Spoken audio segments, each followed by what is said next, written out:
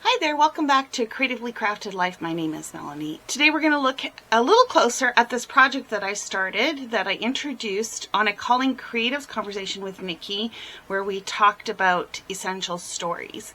That really just sparked this whole idea of talking about, or actually documenting, pivotal moments in my life. And what I've decided to do is use these little folios to document key points throughout my life. So I've got 3 done, and a lot of you were interested in how the folios were put together. So I'm going to show you how we do that. We're going to work on another project here. I will share my journaling at the end for those of you that are interested in hearing, and for those of you that aren't, of course, you can opt out at that point in time. So the folios are very basic, you guys, and the idea is that I'm going to do the same model for all stories, right? So I have 2 here that I introduced or showed in that video. I'll show them again, and then I'll quickly show you this one, which was in the works at the time. So this one here, I'm calling this a midlife crisis at 23. It opens up. There is a magnetic closure in here. I was using some pretty small magnets, but I have found something that works a little better that we'll use on this next one. I'm planning on using 49 and Market and Minte papers wherever possible. And I'm trying to match them up thematic wise if possible, but if not, you know, something generic like this typewriter telling a story is what I'm focused on. It's a very basic folio where it just opens up. There is a pocket on the left hand side, and then the right hand side is intended for a photo or 2 and maybe some embellishments. I am doing the journaling on some larger pieces of paper because I have a lot to say about these topics. And in some cases, you know, it just may be a double-sided, and in others, it may end up being more than one. And that's the beauty of the pocket, is I could probably tuck about 2 or 3 of these papers in without impacting the overall width of the folio. I also included an extra card with some more journaling, more specifically about the photo. And that is basically it. So we're going to walk through how to put this together here in a bit, and I'll give you the measurements, etc., because many of you are interested. The second one is what I'm calling the Grand Tour. I used this line that was a travel line. And when you open this up, again, you'll notice it's exactly the same kind of format as the first one, only in this case I had 2 inserts for journaling. So one that's double-sided, one that's partial, and then on the other side I just made sure to use some pattern paper versus this one that I just used cardstock. Could I come back in and add some more decoration on here? Yeah, I probably could. I'm up to not, because I think there's a lot to look at here without that. Okay, and then the last one that I'm going to share with you, this was the one that was in the works in that video, as I mentioned before. I'm not going to share the journaling. It's quite personal, and, well, it's not something I feel comfortable sharing, as I mentioned before. But I'm using the 49 and Market Academia line because this is a story about my school years, and I just love how this one turned out. I didn't show you the back side on these either, but just so you can see what they look like. Okay, so this one I did something slightly different. I actually did some flip-ups in here. So I didn't, I really wanted to use this sheet, but I didn't want to cover it up. And so I thought, why not use the flip-ups? The collection came with the different grade cut-aparts, and that kind of fit in with this theme. The story title for this one is just says The Missing Year. And so I've got grade 5, grade 6, and grade 7, and I've got photos from me from those respective years. Again, a pocket on this side with another little cut-apart to kind of decorate that page. So for this one I have 2 sheets of journaling, one that's double-sided, one that is one-sided, and then of course I used some of the fancy paper for the back side. Those will just tuck in like so. I probably, for display purposes, will do the journaling on the front, not the back, but you definitely could do both. Okay, so let's get started on how to put the basics of this together, and then I'll talk about what I'm going to document next and what line I'm using for that. For the basic construction, I am using two 12 by 12 sheets of white cardstock. I am using the cardstock from Joann's. It's nice and thick and sturdy, which is going to give some nice weight to this little folio. So you need 2 sheets to do the basic construction. You're going to need some adhesive. I like to use liquid glue as well as some double-sided tape, and you're going to need magnets. So I made this previously with really teeny tiny magnets, and I found by the time I layered all the cardstock on that they just weren't strong enough. So I did purchase some slightly bigger, actually quite a bit bigger magnets for this one, and I just purchased these off of Amazon. I will leave a link in the description below. Let's get cutting these. Okay, so the first thing we're going to want to do is we're going to want to cut both sheets to 8.5. That is to meet the size of folio that I've decided to go with. So 8.5. So that's the first one. And I'm going to turn around and do the second one. So we now have 2 8.5 by 12 pieces of cardstock. Okay, we're going to take one of the offcuts from the 12 by 12 piece of paper. This is 3.5 inches. That's what was left over. This is the full 12, and we are going to trim this at 7 inches. Okay, 7 inches is what we want to trim it off at. That's going to give us enough room to fold over 1/4 inch on either side to give us 6.5 inches to make the pocket of the folio. Okay, and then one last cut before we work on scoring. We're going to take one of the 8.5 by 12 pieces, and we are going to cut it on the 12. So this is 12 inches. We're going to cut this at 9. So at this point, you should have a 9 by 8.5. You should have a 12 by 8.5. And you should have a 7 by 3.5. Okay, let's get to scoring. So we need the 2 larger pieces, and we're going to score these at exactly the same spots, okay?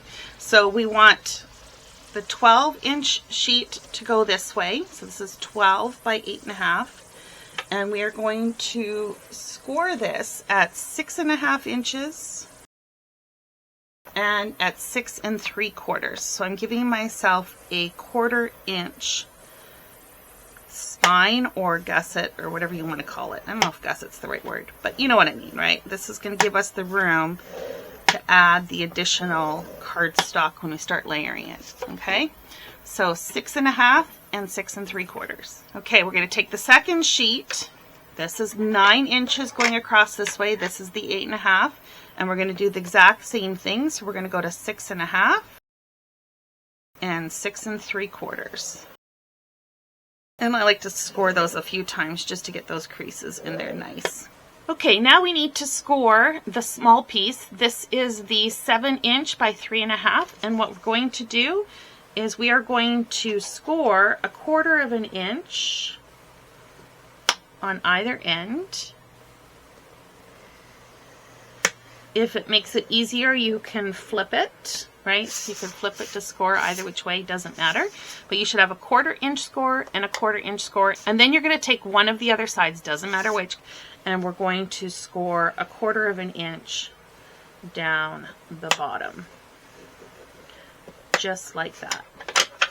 The last bit of prep we need to do to this panel before we move on to adhering, you'll notice that where the 1/4 inch score on either side meets, there's a little corner, and what we want to do is we want to trim at the diagonal across the point where those meet.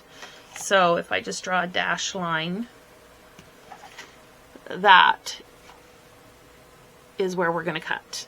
Okay, so we're going to cut just at a diagonal, and we're going to do the same on this side. So right through the intersection of the 2 score lines. And we're going to fold these up. If you're having a hard time folding these, you can use a ruler, which I will demo with the next panels. We're going to give this a good crease with our bone folder.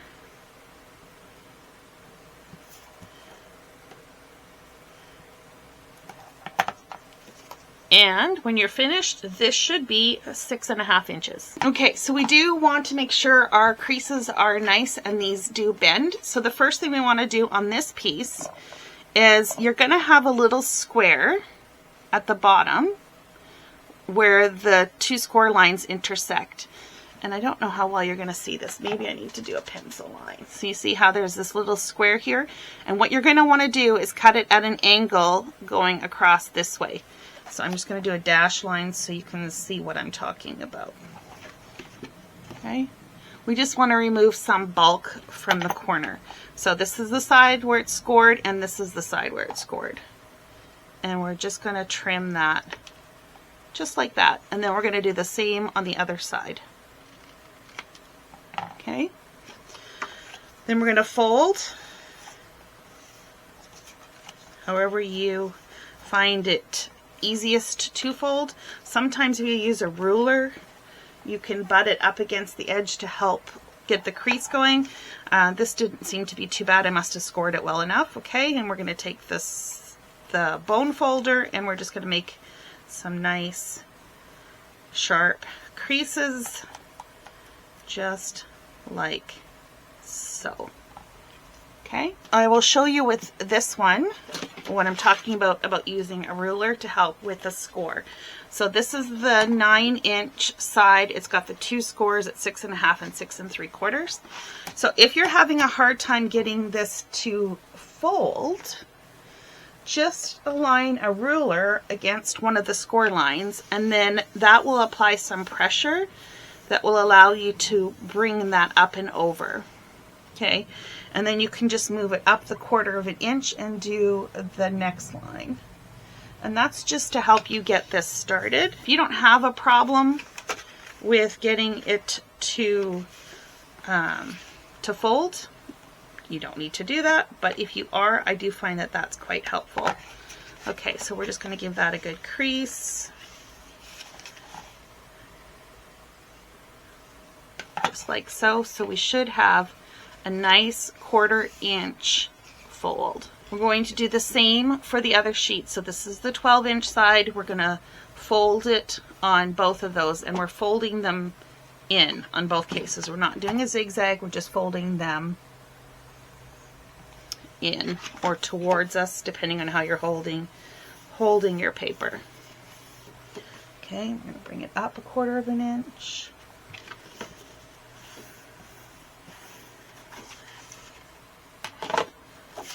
And we're going to use our bone folder.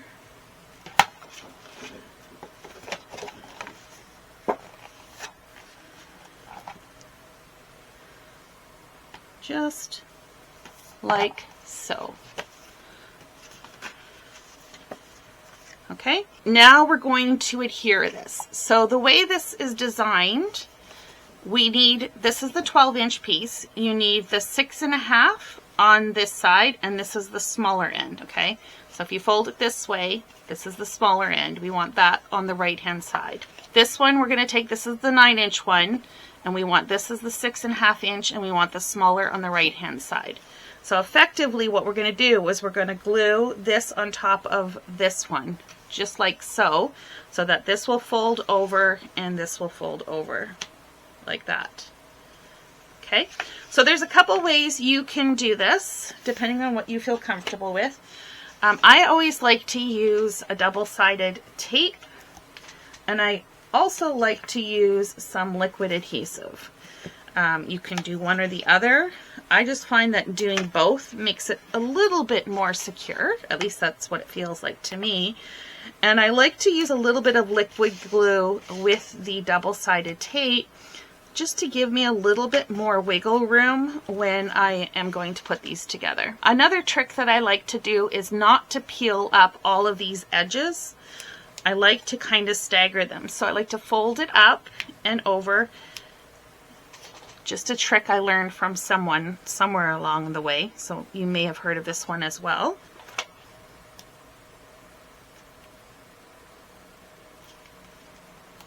Okay, so we're just gonna fold those over.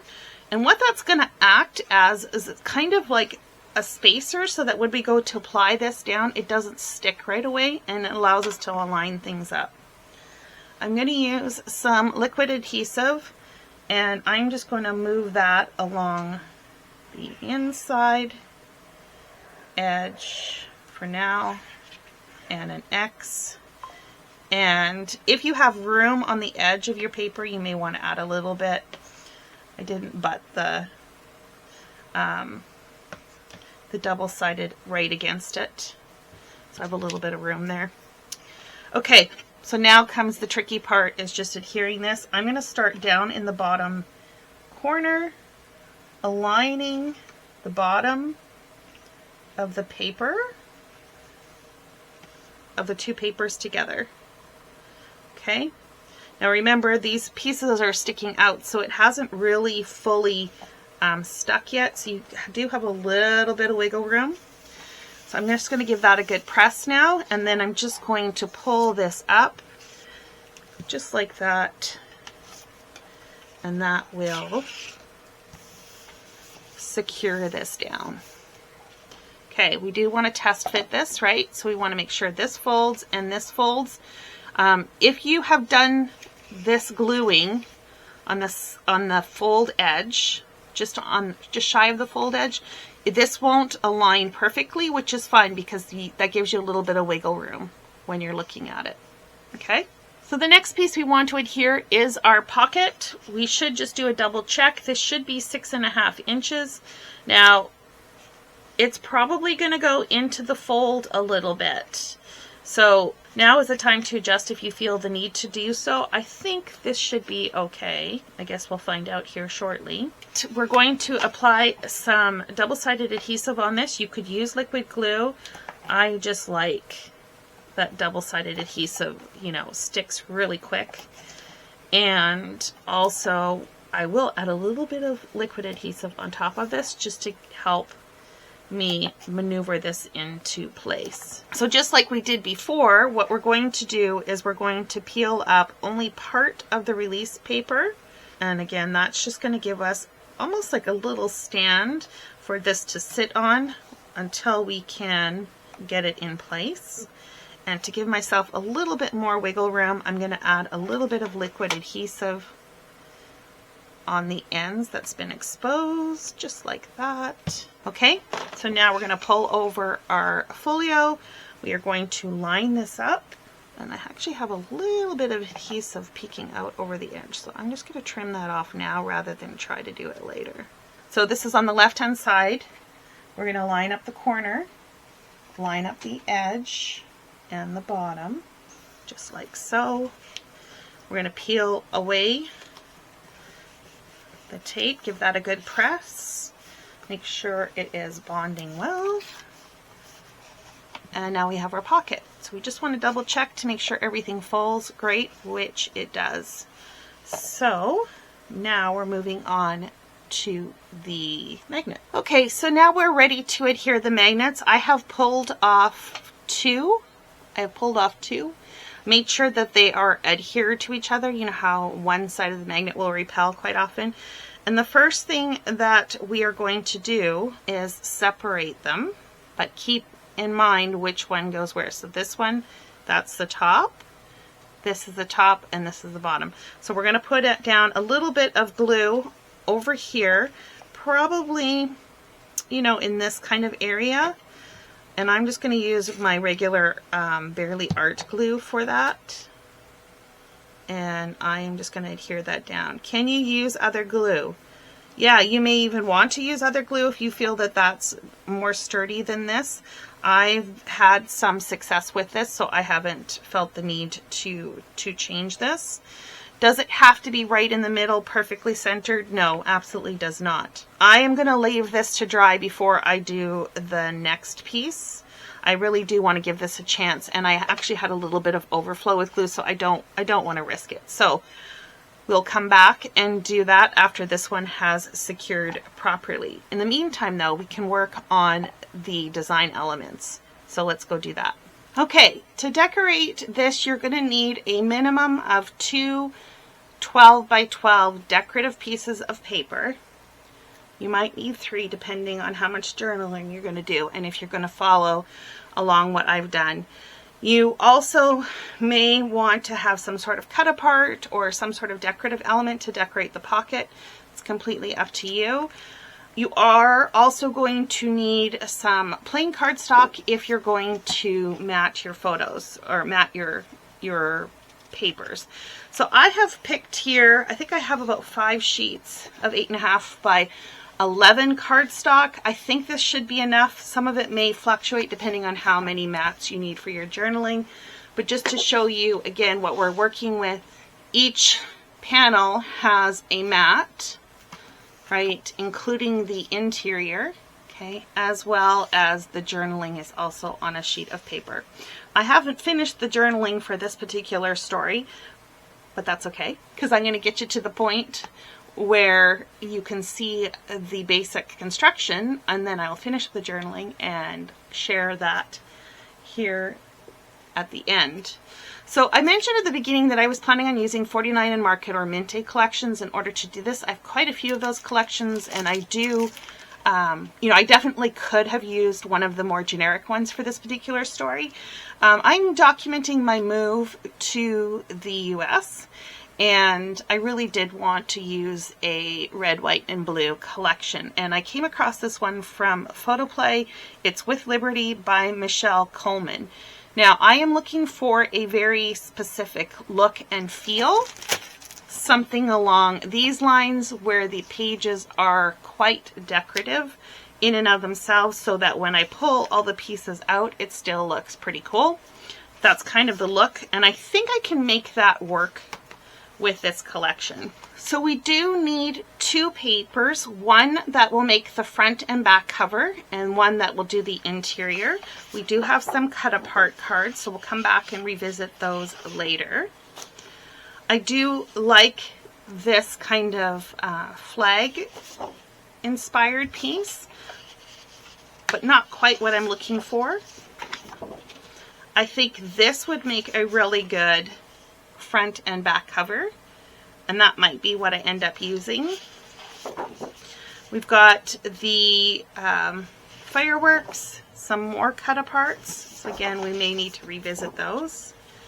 And then we have this particular sheet with the flag and America the Beautiful, and I'm thinking this might make a fun interior piece. Yeah, and then this the cover. What else do we have here? Floral and then a stripe. I think these are kind of boring to just be the interior considering the others. So I think that I'm liking this for the front and this for the back.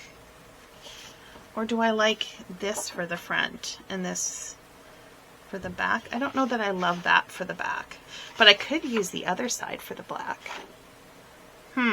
Decisions. Okay, so I've decided I'm going to use this for the front covers and that for the interior. So let's start with the front cover. Now, the easiest way is to just trim this at 8 inches, right? You just came in here and just trim this right off at 8. But I would actually rather have more of this up than not. So what I'm going to do is I'm actually going to come down here, right? You would have to play around with this on your own with whatever paper you've chosen. And I'm just going to trim this off like that to start. And this side goes a little bit farther, so I don't need to worry about that so much. And then I'm going to trim this at 6 inches. And this is partially why I designed the size of these folios the way I did, is to maximize some of the space, or at least that was my theory. Okay, so now on this one, I can turn this and trim it to 8. So I'm going to end up with a little bit more scrap than I would otherwise, like odd scraps, but I think this makes a much better composition for the book.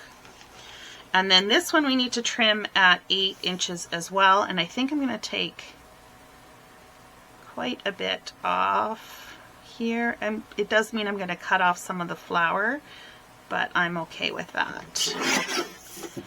And then 8 inches. So don't be afraid to make the paper work for you. So you should have now 2 6x8 pieces of cardstock. That's going to be your front cover. Then we're going to take the second sheet and we are going to cut this at 8 inches, which actually just works perfect with this. It's not going to cut off any of it. So again, if your cardstock works, just trim it off at 8 inches, and then we're going to trim this at 6, which should also be pretty much perfect, I think. And then you're going to have to decide which is going to be the front, the left or the right side. So the left side, the image does continue across, but it is interrupted.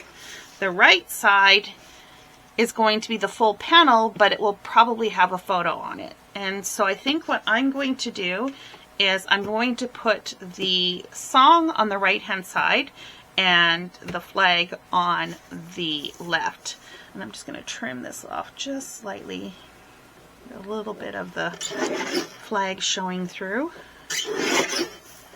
Okay, so this piece on the right hand side, we're not going to trim it down any further, but we are going to trim this one. Here's the part where you have to watch your direction so you can see what's going on here. This is this piece right here, right? So you want to make sure that this is at the top for the next cut that you're going to do. Okay, well, the top, I mean, it's going to be on the left. That's probably a better way of putting it, on the left. Okay, so with the top on the left, you're going to cut this at 5 1/4. So 5.25, just like so. So you should end up with a 5 1/4 and a 2.75 piece of cardstock. As mentioned earlier, I'm choosing to use 8.5 by 11 cardstock. I have plenty of it. If you can use 12 by 12, just, you know, understand that your measurements are going to have to be a little bit different than what I'm telling you. Well, the measurements will be the same, but how you approach it might be a little bit different. Okay, so now we're going to cut the mat. So the first thing we need to do is we need to cut 3 at 6.25 by 8 1/4. Now, this is also another reason why I went with 8.5 by 11, because 12 by 12 is not going to work mathematically. You're going to end up with all sorts of scraps, and I figured this was a little bit less. I don't know if it's true or not, but that's what it felt like. So because this is 8.5 and we need an 8 1/4, it only makes sense to have this be the 8.5 side and then trim this to 6.25. Okay, and then we'll flip this over and trim this to 8 1/4.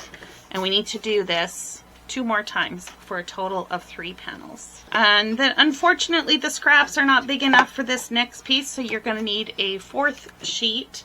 And this one we are going to trim at 5.75, so 5 3/4 of an inch.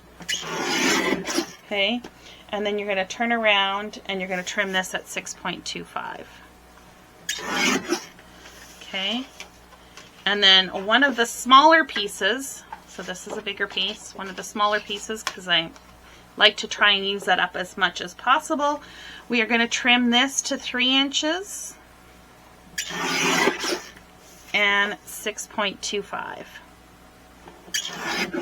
Okay, so at this point you should have 3 6.25 by 8.25, one 5.75 by 6.25, and one 6.25 by 3. Okay, so that's what you should have so far.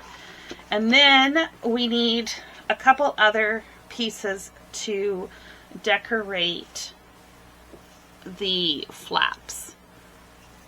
So there's a couple ways that we can approach this. We can take some of the leftover bits from what we trimmed earlier, and this will depend if you have enough left over this way. So to do the 2 flaps, you're going to need 2 pattern pieces, 1.75 by 8. I can definitely get one out of this piece, and I can probably get another one out of this, or I can use 2 I think I can get 2 out of this sheet. I think I want to mix and match it. I'm not too fussed about the cut aparts because I've got others if I so desire. So I think that's what I'm going to do is I am going to turn around and cut this one at 1.75. Line that one up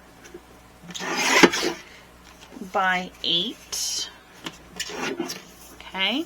And then this one we're going to do the same thing, 1.75 by 8.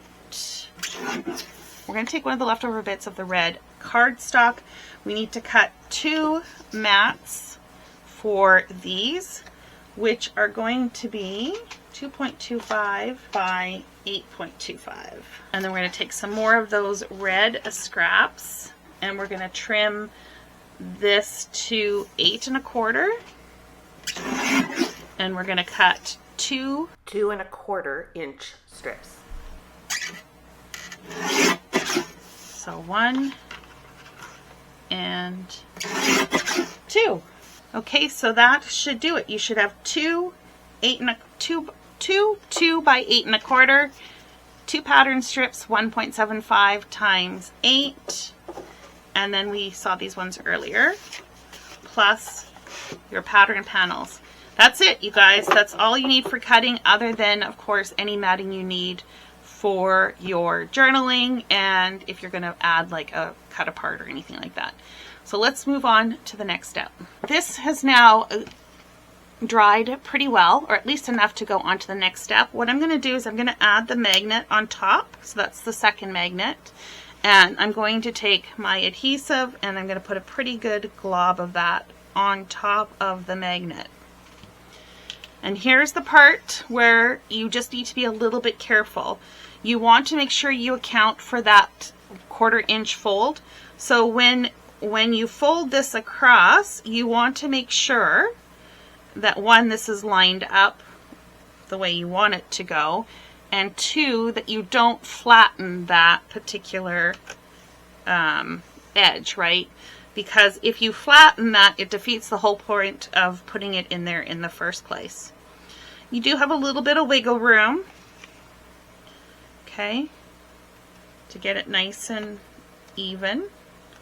And I am actually just going to put a little bit of weight on here and let that dry while we do the next step. So let me find a block and put that down safely out of the way.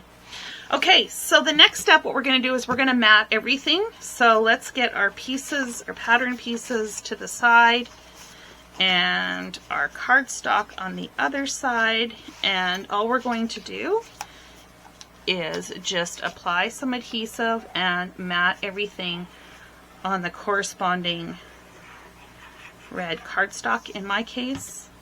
Now, there should be a border across or around all the pieces, hence it being a mat. So let's do that and we will come back and do the next step afterwards. Okay, so now that everything is matted, we're going to proceed to the next steps. We've got our front cover. This is going to be our back, the interior right hand, the 2 sides for the pocket, and the 2 flaps. So now let's go ahead and start attaching them to the book. I don't have a particular order. I just apply adhesive and adhere it with a slight white mat or a border, I guess, all the way around. So I'm going to speed through this.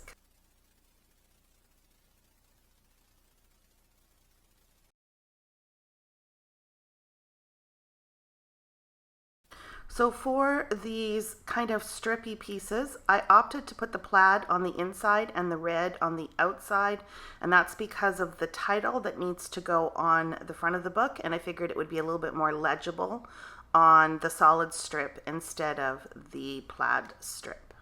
Okay, now we're going to move on to the left hand side, which is the side with the pocket, and obviously the small piece is going to go on the pocket itself. You'll notice that I had left a little bit of extra room on the red matting. It was I don't know, an error in my measurement, not sure, but it's not going to matter because we're going to tuck that into the bottom flap.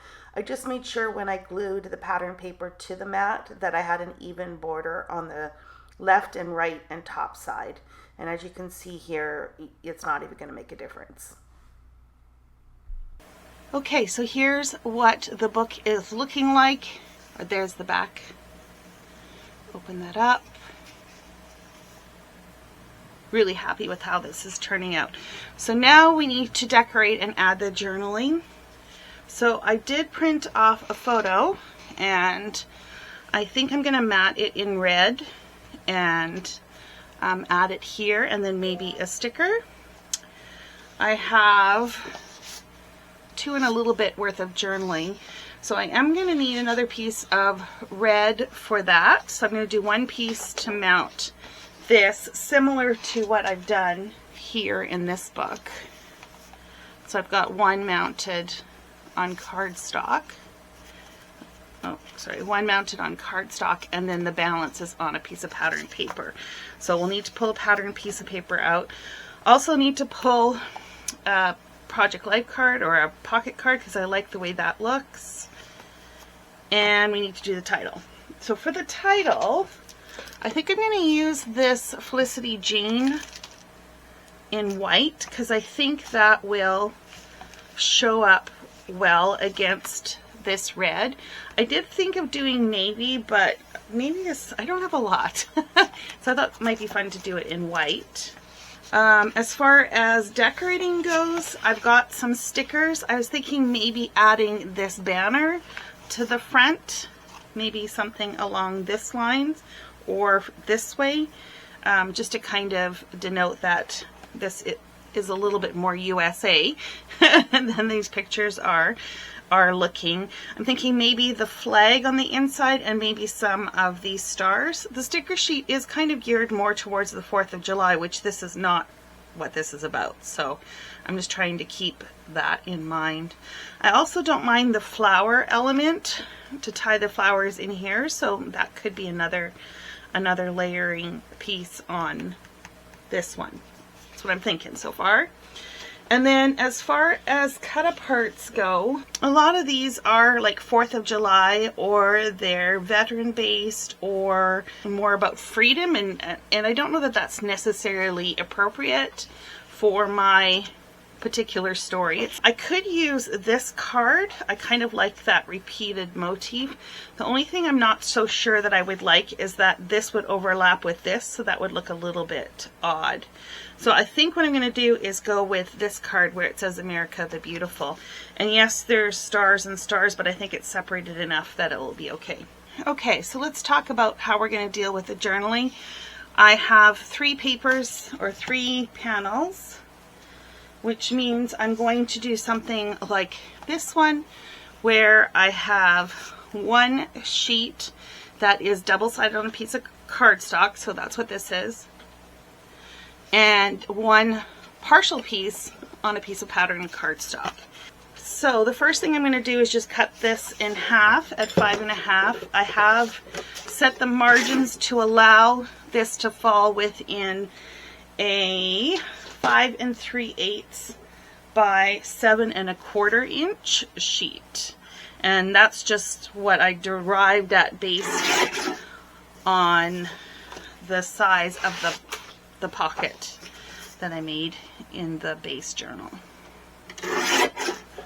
Okay, so this is 5.5, and we need 5 3/8, so I'm just going to trim 1/8 of an inch off the other side, and that's what I'm going to do to all 3 panels. And that should level it out.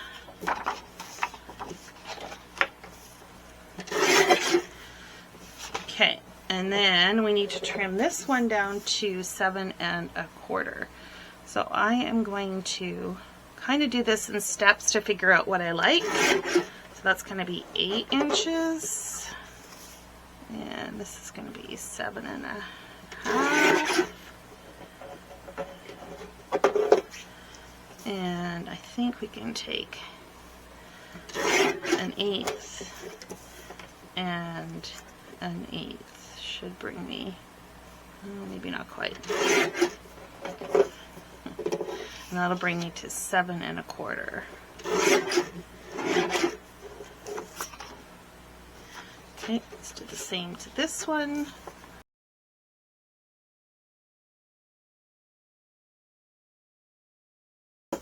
And then this partial panel, we're just going to trim that off relatively close to the end of the writing. I just think that way we can see the pattern paper show through, and I think that looks a little bit nicer, but it's, you could totally leave it as the full panel if you like that better. Okay, so what does that mean for the red cardstock? We need to trim this to 5 5/8 by 7 1/2. So we're going to go this way. We're going to go 5/8 and 7 1/2. And then we need a pattern panel. So we need to pick a piece of cardstock for that. And I'm thinking maybe I'm going to use this. So we're going to trim this to 5 5/8 and 7 1/2. Doesn't really matter. I kind of like it that way. Maybe down a little bit. And then this is just going to go on either side, so we'll glue that off camera. The last thing I said we needed to talk about was the cut apart, so I'm going to trim this off and mount this with a slight red border as well, and I'll come back and show you where that's at. So I now have the journaling on the panels. I have my 3x4 cut apart, and I have my photo. So these are just going to tuck in the pocket. But before I do that, just in case there's any glue mess ups, we're going to adhere this on this just above the pocket. So I'm only going to go about halfway up, maybe not quite, just to give myself a little bit of wiggle room. And add that, just like so. The photo is going to go on the right hand side, and normally I put it at an angle, and I think I do still like that. And I don't really care that I'm covering up the music sheets. Okay, so that's going to go in here. I do think we need to decorate this a little bit. I'm wondering if this floral element here we can attach down at the bottom. And there is this flag that I'm wondering if we can maybe layer it somehow. Oh, I should have put it in underneath. Let's see if we can peel that up a little bit. This is what happens when you don't plan things out and you just wing it. Okay, we're just going to trim a little bit of this off and just go like that. I like that. Do we want anything else here?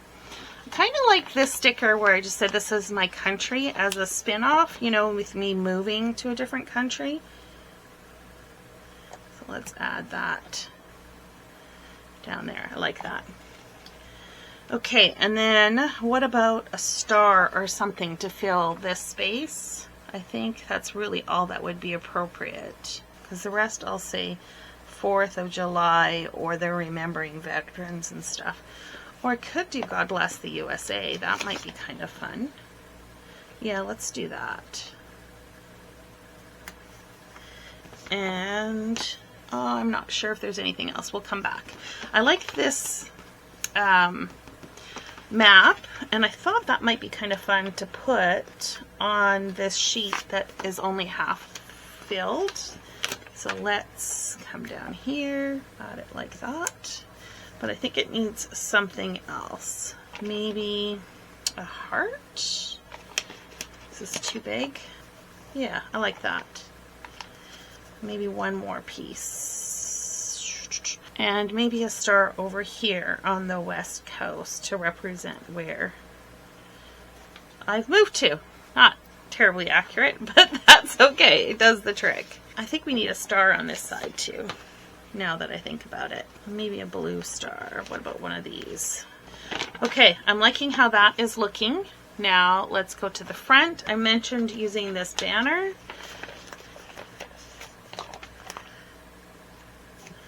And we could either go like this or we could go like that. And I think I like this better. I just need to figure out spacing wise where this is gonna fit. That looks pretty good. Yeah, I like that. I like that a lot. And is there anything else that we can add on here that would add a little something? Maybe this big star. We could add down here. Yeah, you still see that, so that looks good. I'm liking that. Now we need a title. I'm going to do this off camera, and I will be right back. Here's the finished book. So the front and the back. Title is USA Bound. Stickers, photos, card. I'm going to read my journaling now for those of you that are interested. There's a small part that I'm going to just kind of explain what happened. I'm not going to read the actual journaling because I don't really want to go into the details, but I think you'll still get the understanding of where the journaling is going. So we start off with, I don't remember the exact date in January 2009, but I clearly remember that immediate rush of anxiety triggered by the fear of the unknown. Wardrop Engineering had been sold. Not only had it been sold, but it had been sold to a publicly traded U.S. company, which couldn't be more different than a privately owned Canadian company. Management was quick to assure that nothing was going to change, but my financial and analytical brain went, but how can it not? How accurate was that statement? Beyond the audits and changes in reporting, policy, and procedure requirements, it also required some pretty integral changes for the finance department. We were looking at a change in our computer systems and accounting software. February 2010 saw me heading down to Pasadena to attend the first of 3 conference room pilots. They're basically just work sessions where we get together to identify needs and making sure that the system can accommodate everything. So it's just a fancy word for that. To attend the first of 3 conference room pilots where we work through the requirements and issues to get our project and financial data transferred over to Tetra Tech software called TetraLinks, or otherwise known as Oracle. While I didn't love the many extra hours or the stress that came with this conversion process, I loved learning and documenting the new system, as well as training our staff on how to use it. We successfully went onto the system in October 2010, and for the most part, it was a relatively smooth transition with only a couple hiccups, albeit pretty big ones. And then I go into talking about what those hiccups were and what my role was in identifying those issues and resolution of them. I think the combination of these issues and my ability to learn the system during the transition year led to a phone call in 2011 with the question, we have an opening on the project accounting team. Would you be interested in the role with the understanding that it would mean relocation to Pasadena? Whoa! Let's just say I was a little bit shocked. It took a lot of thinking and considering. Was it the right decision? How do I know if it is the right decision? Could I move to a place where I effectively knew only the people from Tetra Tech I had worked with in the prior year? Could I move that far away from my family? After much internal deliberation, I decided to go for it. I had been feeling a little stagnant in my job and was thinking I needed to switch things up. California weather sounded amazing, as the Canadian winters were not my favorite. While I would miss my family, they were only a plane flight or 2 away. In January 2012, I boarded a plane for Los Angeles. I had sold my home, packed up all my belongings, which were being stored by the moving company, until I figured out my housing situation. I rented a car upon arrival and checked into the DoubleTree in Monrovia, and then it was time to figure out what life looked like in this new place. Work was the easy part. Yes, I had to figure out what my role exactly entailed and had to learn more about the system, but that didn't seem to be nearly as difficult as trying to get my new life sorted out. I needed a social security number, which only took 2 months to get a card. Without a social security number, it's nearly impossible to get any sort of utility such as a cell phone or electricity. Ironically, it's nearly impossible to get through to the Social Security office without a social security number. Talk about going around in circles. Let's just say the first 2 months were filled with many frustrating moments. But it wasn't all bad. I used the first month to explore the area and get settled in. I joined a URC in Pasadena, that's the church that I attend, leased a car, found an apartment to rent that met all my criteria, such as outdoor space, a room I could use for my crafting. Of course, that was a high priority. In-suite laundry, and of course a dishwasher. Finding the apartment was probably one of the easier tasks in making the transition. I didn't get possession until the start of February, but I really liked the location and loved the apartment. This also gave me time to have my belongings shipped, so it wasn't much of a hardship to wait. Of course, moving to a new country is exciting, and the first year was filled with many adventures as I explored the area. Culturally, it wasn't that big an adjustment, although every now and then I was teased for some Canadian term I used, or the way I pronounced pasta versus pasta. Yes, the traffic is terrible and there are way more people than I'm used to, but work provided the challenge I'd been looking for, and California brought the warmth and sunshine I loved. It didn't take long to settle in and for this new country to feel like home. So that is this pivotal moment documented. These photos here, I probably should put a label or something to describe what the photos are. This particular photo is a view from my hotel room when I was staying there for the first month in transition. You can see palm trees and the mountains in the background. And then the photo down at the bottom is my apartment when I first moved in and my belongings arrived. Very happy that this one is done, and I have a few more on the list to do. If you are interested in these types of videos and want to see what else I am documenting in this journey, leave a comment below. I don't want to repeat myself if you guys aren't interested, but I'm more than willing to share most stories with everybody if there is an interest. Thanks so much for hanging out with me, and until next time, happy crafting.